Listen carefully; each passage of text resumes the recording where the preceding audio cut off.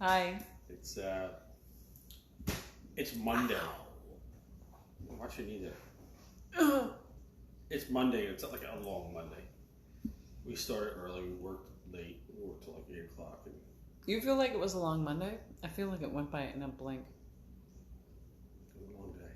Interesting. Anyway, We got a lot done, yeah, we did. which is good. It's Monday. We have the second session of the women's event is coming up this Thursday, 1 and to 4 p.m. we have The three Advanced Conference we have three special speakers. 3 special speakers. We have Maxine Clark, who started Build-A-Bear, and many of you are probably either young enough or old enough that you built your own Build-A-Bear at some point, or your children have gone to Build-A-Bear and built a Build-A-Bear. Maxine Clark started Build-A-Bear, and what's really, really, really fascinating to me is Ashley's family grew up with Maxine Clark, and they didn't know each other. I met Maxine probably about 9 years ago. So Right. and she's very friendly to us. We consider her like we every time we see each other, it's like She's good to see you, good to see you. We lovely. love her. She's awesome, and she loves She us. lives and in she really, St. Louis, which is where I grew up, so I know her because my parents knew her, and yeah, I mean, she's just really cool, and it's interesting. Like, she started Build-A-Bear. I mean, she had been in retail for years, and then she started Build-A-Bear, and I didn't realize this until just today. She was 48 years old when she decided to embark on Build-A-Bear, and I thought, man, that's awesome, and in right? 7 years, she went from concept to hundreds of locations. Yeah, Which is I think it was nuts. like concept to 140 stores within 7 years, which is insane, right? Insane. I mean, that's a lot of scaling and really fast. And she obviously had the right part. So we're going to be, I am going to ask her a ton of questions. I'm sure I'm going to run out of time. But yeah, I'm excited. I'm excited because I think it's such a cool story to be able to talk about building a business from concept to scale. And then, reaching that moment where it's time to get off the ride, hand the baton over to somebody else, and then start doing some more philanthropic work, which is what she has been doing. So, yeah, I mean, she was put on this earth to make a difference for people, and She's doing that. She's not stopping. I'm gonna turn her air down. So it's we're in the Philadelphia area. It's west of Philadelphia, and it's starting to, like, we're getting like heat alerts and like bad air alerts, or unhealthy, what do they call them anyway? Unhealthy air alerts. Heavy So particulates in the air. yeah, Anyway. so we're gearing up for a hot Let's- week. Let's come back. Who's our second speaker? Cheryl Mose. She started Minky Blue, which is a handbag company. So this is great, right? So she goes to work every day. She's, I think, Wait. Go ahead. She started off as an engineer. I know, I was just about to Okay, say go ahead. it, but okay. Started off as an engineer. She was an engineer, Drexel grad. grad, go Dragons. And she would get on the bus, the train, whatever, to get to work. But she had, like, her handbag.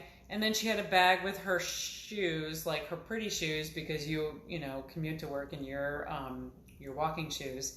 And she'd also have a bag And with if you're her taking lunch. the train in Philly, they're like not nice trains. Well, you just don't want to have to put your stuff down. And, if you have a really good looking fashion handbag, you don't want to have like 2 crappy plastic bags to hold your other stuff. It just brings down the look, right? So Cheryl was like, this is, no.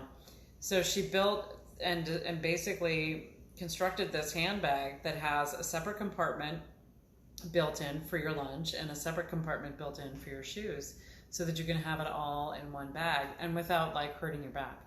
And so she is going to talk about how she went from concept to production, and she had never done anything manufacturing wise, and she had a couple of difficult starts, but I mean, with any business, we all do. But that she's going to share that with us, and on Thursday. And then, really, I got to tell you, the third speaker, he really has my heart.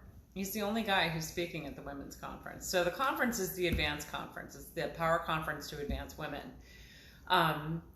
Gus is going to be speaking on Thursday about how to like monetize your goal, monetize your dream. Like, you have this dream life. We all think about it. We think about it when we daydream. We think about it when we dream. Think about, like, you want to be on the yacht. You've always... There's others on the yacht. Not more, or some who want to be on the mountaintop, or some who want to be in opulent homes, or want to live among amazing art, or whatever your dream is. And I mean, we're talking from like create your dream charity that helps some third world country. Right, you want to be on one of those foundations that are named on PBS shows. Right. Anyway, so my point is, go ahead. You tell them what you're going to talk about. I don't need to talk. I'm gonna show you what tools you need to monetize. Look at the resources that you need to get to that place, and whether or not you're willing to do what it takes to get there. It's simple. It's not easy. Right, but it's doable. But once you put it into, so the idea is, okay, one of my dreams, I love London. I think London is just the jam. It's one of my favorite cities. It's probably my favorite city. So I would love to have a flat in London because... It's called a condo here. What? It's called a condo here. Or an apartment. That I'd love to have a flat in London, because in London you have a flat and you mind the gap, and that's all so cute. Anyway, my flat in London. My flat in London and Notting Hill. No longer part of the EU. Whatever. So I would always say. I like you there. I want to be there too. I want to join you with this. I'd always say I want to have a flat in London, but then when I heard this whole concept about how you need to monetize your goals, I'm like, what do you mean? And they're like, well, how much is the flat in London? And I'm like, right? It's a dream. It's like, okay, well, how much is the flat in London? Like, monetize, like, find out. So I'm like on Realty websites, finding out how much the Notting Hill amazing flat that I want is. And okay, it's this much, which means it would be this much per month. Okay.